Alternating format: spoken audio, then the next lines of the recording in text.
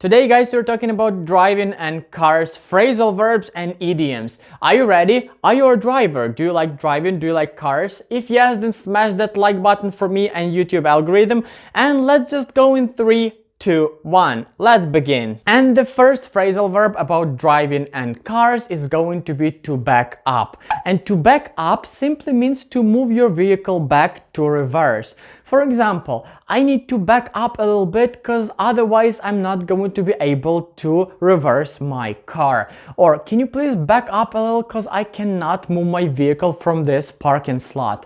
So guys, remember, to back up is to move your car or any other vehicle backwards. Moving on everybody, and the next phrasal verb we have for today is break down. And everybody hates this one, cause to break down simply means to stop working. If your vehicle broke down, it means it doesn't work anymore. You cannot keep driving. You have to stop, you have to call evacuator, and you have to fix your car. And that's going to cost you a lot of money, unless you have an insurance. But sometimes insurance doesn't cover your spendings, so anyways you're going to spend money. That's why we don't like breaking down.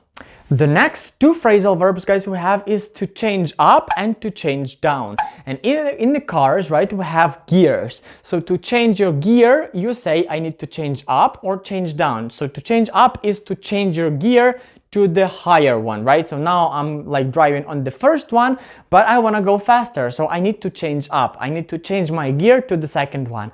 And then you see the traffic light, so you need to slow down, right? So then you need to change down. You need to change your gear down.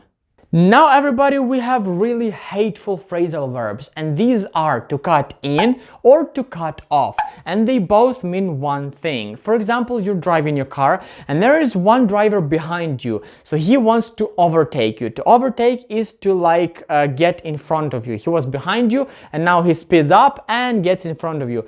But usually normal people would just like overtake you slowly, and then like far from you they would get back into this line. But if a person cuts in or cuts you off, it means that the person just slightly overtakes you and then gets back into the line, so you have to stop, or otherwise you're going to get into the accident.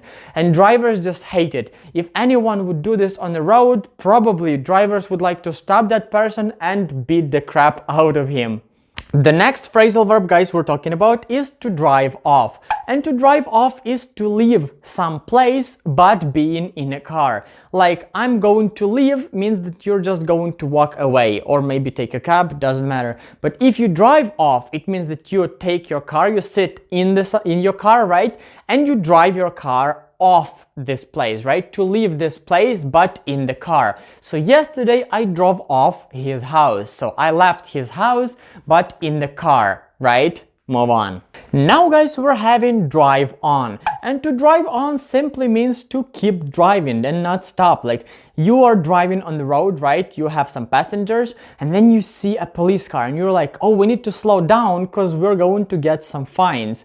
And then the person that sits like besides you says, no, just drive on, do not stop. Or you can also say, keep driving on, or keep on driving. Like any of those is going to be okay for keeping driving. And the next phrasal verb guys we have is to drop off. And you can drop off either people or some packages. So if you're working for a post, if you're a postman, then you're dropping off packages at people's houses, at people's homes, right? So I have to drop this package at Sesame Street 24, or I have to drop off these passengers at their home or at their company, right? So for example, you're a taxi driver and you've got some passengers. So they are like, hey chef, can you please drop us off at this building, right? So drop us off at that place means to drive us to that place and leave us there. Clear? Move on.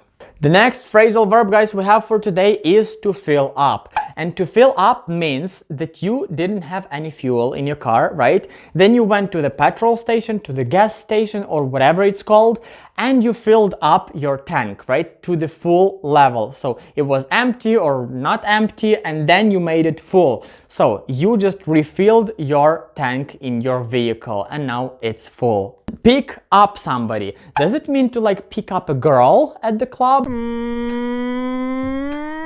No, not this one, guys. To pick up some passengers means that you need to take your car, you need to take your vehicle and go take those passengers into your vehicle. For example, my girlfriend told me that I need to pick her up at Baker Street in London. Yeah, she knows Sherlock Holmes. So I'm driving my car there and I'm picking her up at that address, right? So she's waiting me there and I need to drive there and pick her up. Means to take her into my car and drive her somewhere.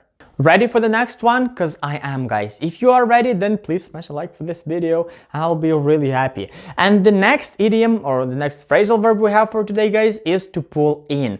And let's say you're driving on some highway or any other road and then you see cops following you, so you need to pull in. It doesn't mean to run away, guys. To pull in means to slow down your vehicle and leave the road. So you have to leave the road and go on the side of the road. I don't remember what this place is called. If I remember, I'll tell you later, guys. But the main point is you have to leave the main road and stop on the side of it. Got it? Move on. Now, guys, we have such phrasal verb as to pull off, and this is almost the same as the previous one. To pull off is to leave the road and stop. So maybe the previous one was to just leave the road and maybe just slow down and then keep driving on the main road. But to pull off actually means to leave road and stop your vehicle for some time.